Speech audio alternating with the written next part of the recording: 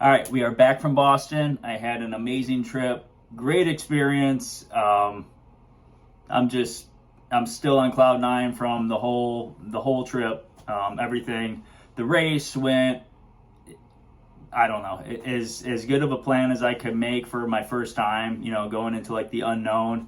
Feel like I nailed it. Really happy I did the pre-race video. I mentioned that on Instagram. Like, it's hard for me to make those videos just because I got all the nerves going, and like, you don't want to put something out there that you might not achieve, and you feel like you're gonna fail yourself if you say your goal out loud and you don't make it, or whatever. But that does not matter. In a past tense point of view now, like, so happy I made that. Just seeing myself, how nervous I was and all that. It's really cool to just go back in time and just tell myself to calm down, like, you're gonna do great or whatever. So that's cool. So this will be the post-race video. We're gonna get into how the race went, how I managed the race. We'll break down splits, heart rate data, all that. I'm gonna pull up my Strava here in a little bit, probably try to throw that in the background or whatever. Just, I'm gonna talk more than the video. The video will be in the background, but I'm just gonna try to talk through it and whatnot. So I usually try to make these more like a podcast style, and I'll throw stuff in the background just to keep attention, but it really doesn't matter. But anyways, yeah, so finish the race. We got the medal. I made this.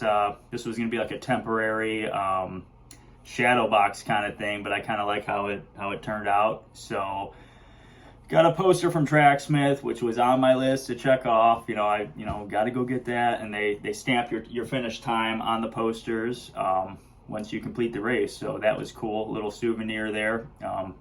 Finished the race, met my goal of a sub 3. Finished it in a 2 hour, 58 minute and 5 seconds, which kind of mind blowing for me. Like, I was expecting to be right on the bubble of a sub 3, but I don't know, to be 2 minutes under, running a little bit longer course, like, cool. Like, very happy with that. So that's cool. Hopefully I get a red bib next year, because I'm going to be coming back. I want to run this thing again. Yeah.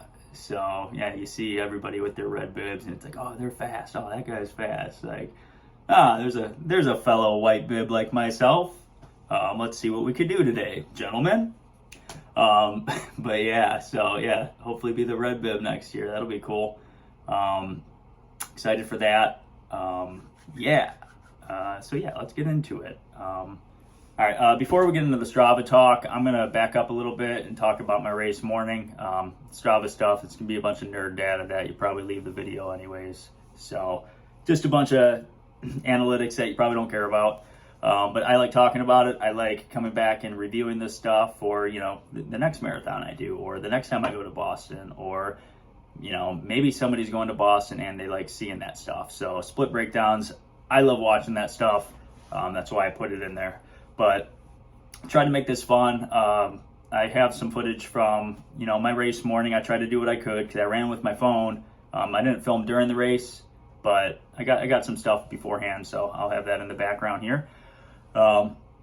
Yeah, so Boston, it's a point-to-point course, 26.2 miles. You start in Hopkinton and you end in downtown Boston. So what that means is, we had our hotel pretty much in downtown Boston, or Cambridge, right over the bridge. So we had to take the hotel provided a coach bus to kind of the finish line area that we took the race morning. And then I'd hop into a school bus that would drive us to the starting line. So that took, probably 45 minutes to an hour. So a good 3 hours before the race. Had to get up there. Yeah, you got some extra nerves going from that. Like, oh, I hope this bus gets there, or, I gotta be there on time. And it's like they're loading the buses, there's long lines and whatnot, but it's cool. So many people, and, so many different lines and whatever, just, school bus talk here. But it was a cool experience. You always hear, you got to take the school bus your first time. You got to do it. It's like, your rite of passage or whatever. So, Now, some people take, chartered buses up to the starting line or whatever, but we don't do that here. We take the school bus. Whatever. That was cool. It was like a foggy drive up, so looking out the window, like calming the nerves and whatnot, just getting ready, mentally ready. And then I remember looking up and welcome to Hopkinton or whatever. It's like, oh, we're here. This is cool.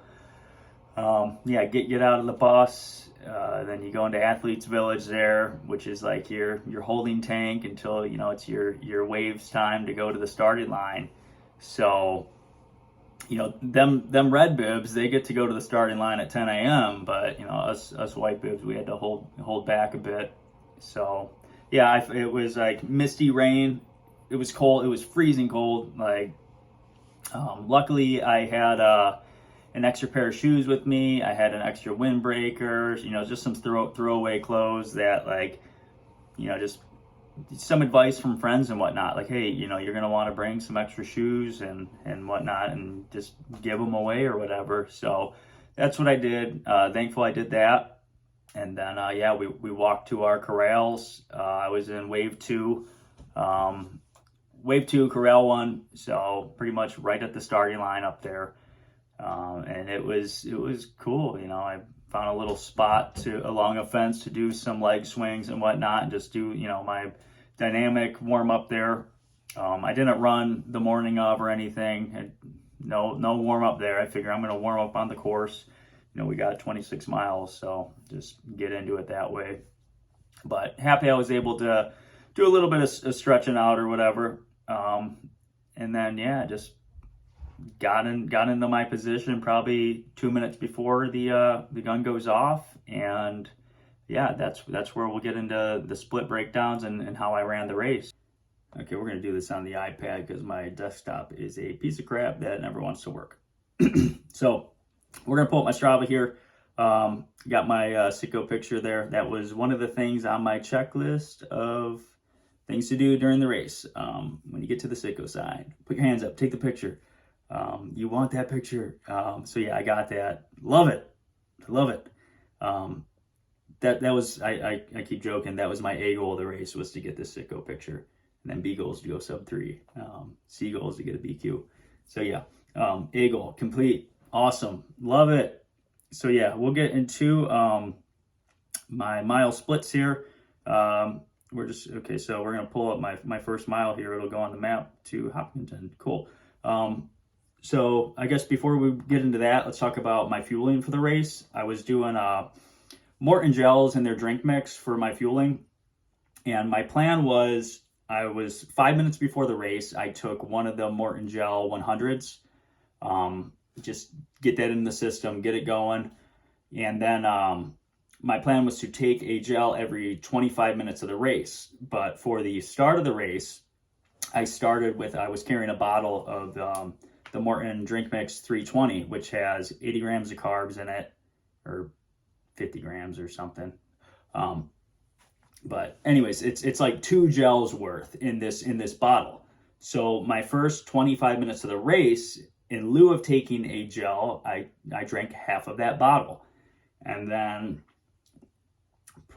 pretty much from there, I had a half a bottle of the Morton Mix.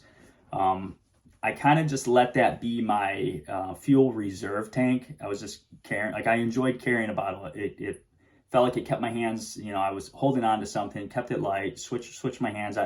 I'm used to running like that. It kind of just gives me something to do instead of like, what do I do with my hands? I got something to carry and just keep me occupied.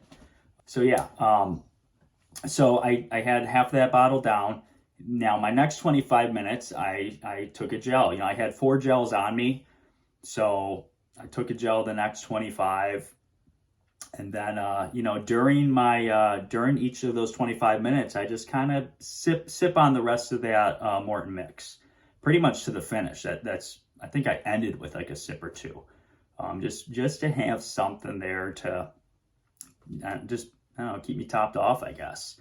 Also on the course, they provided a Gatorade endurance formula, which I recently became aware that the endurance formula is different than, regular Gatorade.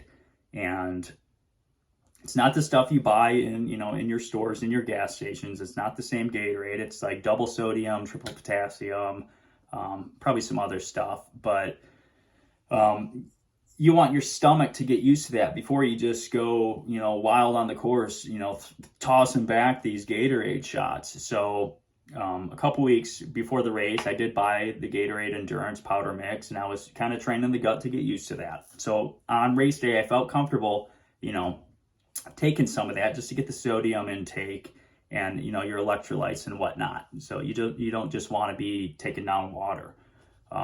So I think at let's say mile 8 or 9, I started taking the Gatorade Endurance, and I would take that every other mile, because they had stops every mile. So every other mile I take the Gatorade Endurance, and along with water. So that's how I did my fueling. Worked great, awesome. No gut issues, no energy depletion issues. I felt great. I love the Morton gels. I think they taste delicious. They worked for me. Maybe not for everybody, but I do like them. And yeah, so that was my fueling for the race. Let's get into my splits before I just keep rambling about nothing. So yeah, so my Strava is saying I ran the course. It was a 26.37. Marathon's 26.2. If you run the perfect tangents of a certified marathon course, you should never be able to run under 26.2.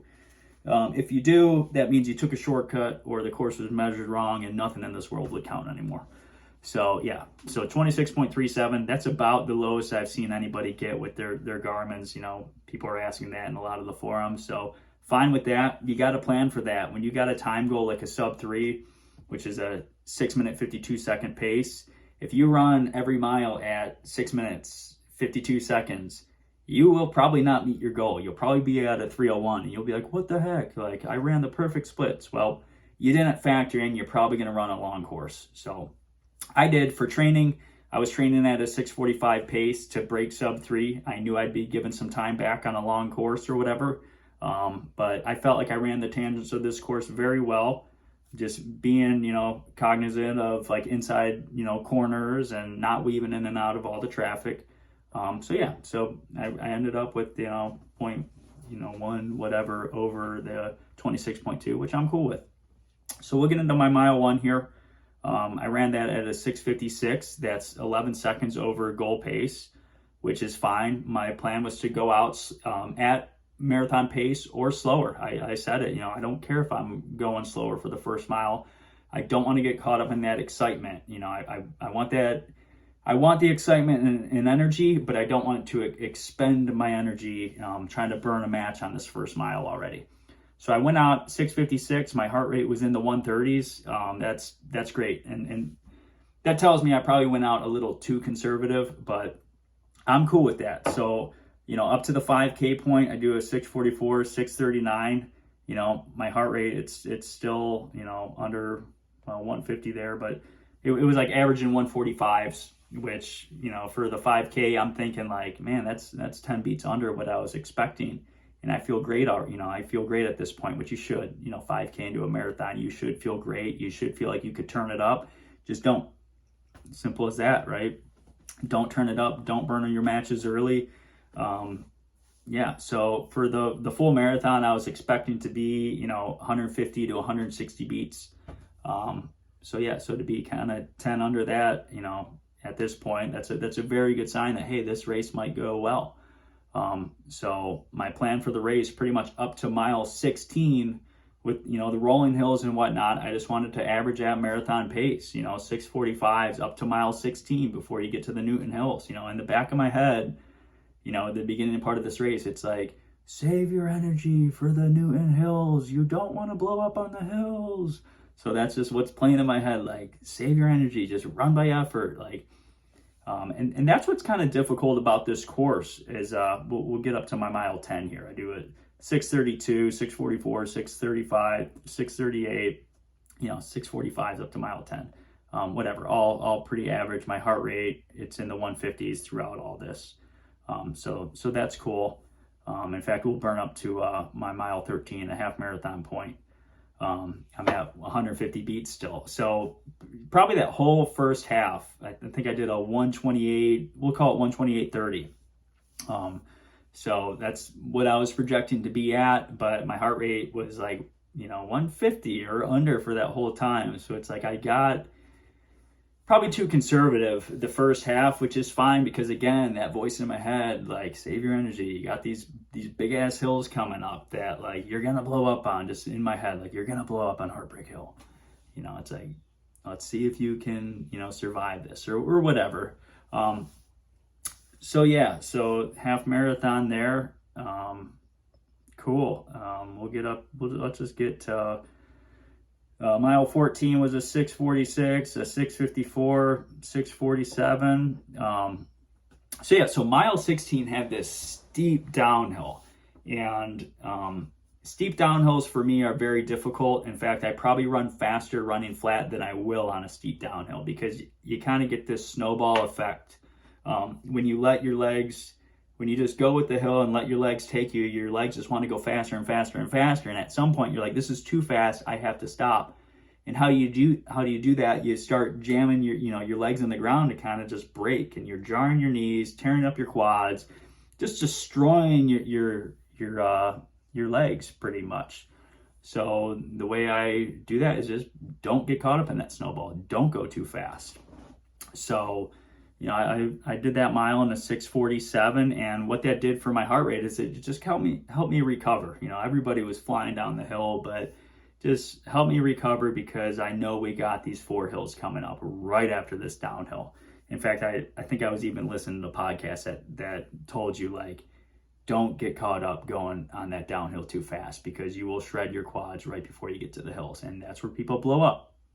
So mile 17 was my first of the 4 hills. I believe this one went over the freeway overpass there, from what I can see, what I can remember. And you get some wind or whatever. But I did that at a 7:03 was my average for that mile up the hill. It says I went up at a 7:13, which that's fine. I went up at what I perceived as my marathon effort. My heart rate climbed into the 160s, which is about where I was expecting my heart rate to be anyways for the flat parts of this race, or the downhills. So that was cool. Mile 18, another little hill. In fact, after each uphill, there's like a slight downhill recovery. So even if your heart rate climbs on these uphills, if you go up at effort, like, don't push the pace, just get up the hill at effort and then use your downhill to recover that heart rate to get you ready for the next one and the next one. So that's what I did. 6:59, mile 19, 6:44, mile 20, a 6:59, mile 21, this is Heartbreak Mile. Mile 20 to 21 is Heartbreak Hill, which wasn't bad. It was probably the longest of the 4 hills, but halfway up that thing, so I was climbing that at a 7:30 pace, which is fine. It says it's a 5.5% grade. My heart rate was a 160. That's just checking all the boxes of what I would expect to be going up this hill with, effort wise.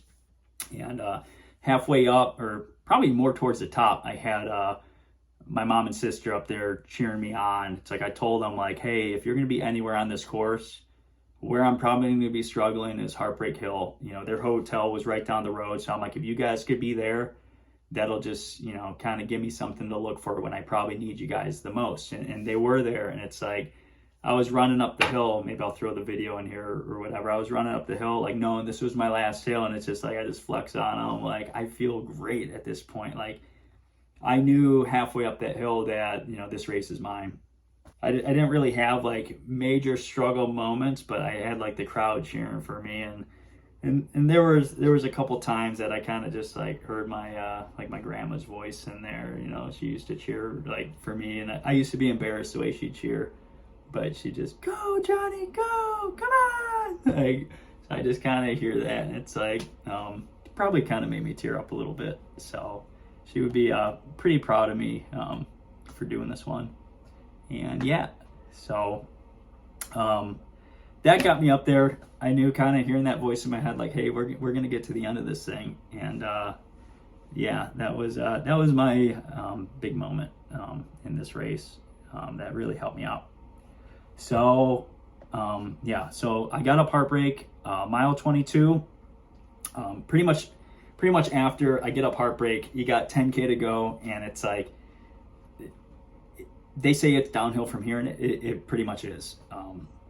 So pretty much just my goal was to just every mile just pick up the pace, mile after mile after mile, and my goal for the last mile was to end with my fastest mile of the race. The way I was feeling was just like picking people off left and right, and that just like you just get closer to the finish. You know, mile 25, you pass the Sitco sign, and it's like 1 mile to go.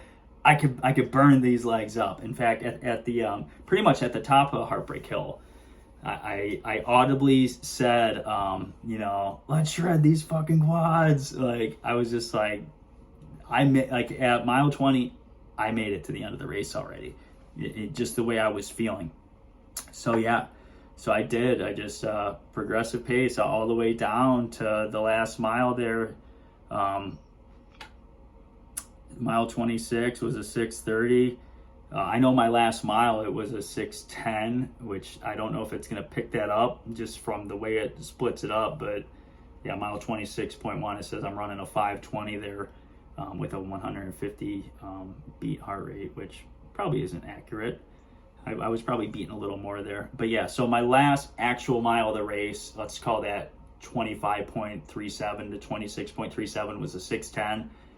That was the fastest mile of my race. I ended extremely strong. Yeah, very happy with it. Overall, that gives me my 2 hour, 58 minute and 5 seconds. And those are my splits. That's my breakdown for the hills and whatnot. How I ran them. I conserved a lot. I give myself like this week to like share my race and be proud of myself, but I'm already over here analyzing my data like, hey, I could have picked it up here, and it's just like I have more in the tank. I have more to give on this course in particular. I have more to give on the marathon in general. I feel like I managed this one conservative but correctly. Like I didn't blow up. I met the goal. I met my time goal. And I have more to give. I'm looking forward to the next one. I'm looking forward to running Boston next year with the red bib, hopefully. But yeah, I'm going to be getting into the Ironman stuff here, triathlon stuff. This gave me so much confidence in my program to just push it, you know, go from here. The training worked, you know, training with TriDot got me through this marathon feeling more confident. I feel stronger than anticipated. I ran a better race than anticipated, just like literally sprinting to the end of this marathon. I didn't think you could finish a marathon like that. And that's just course management, training, you know, get your strength training in there for these hills. Boston, you know, in general, just it's a hilly course. I was expecting the uphills. I wasn't expecting a lot of the steep downhills. My quads are paying for it now, but that's just comes with the territory, I think, of running a course like this. So yeah, we're getting ready this weekend. It's been a week. My buddy Mike is running the Glass City Marathon in Toledo, so I'm going to go out there and support him with that. Just be a spectator for a weekend and yeah, see what he could do. It's his first marathon, so looking forward to seeing how his race goes. You know, how his training seemed to go well. I think he's gonna hit his time goal. So yeah, I guess we'll take it from here. And next on the list, I kind of want to get like a half marathon in the books. See if I could get a half marathon PR off of this marathon training block. But yeah, we're gonna get into the triathlon stuff here too. So next on the list, it doesn't sound like I know what's next on the list really, huh? But yeah, we'll go with it. And yeah, thanks for tuning in. And yeah, until next time.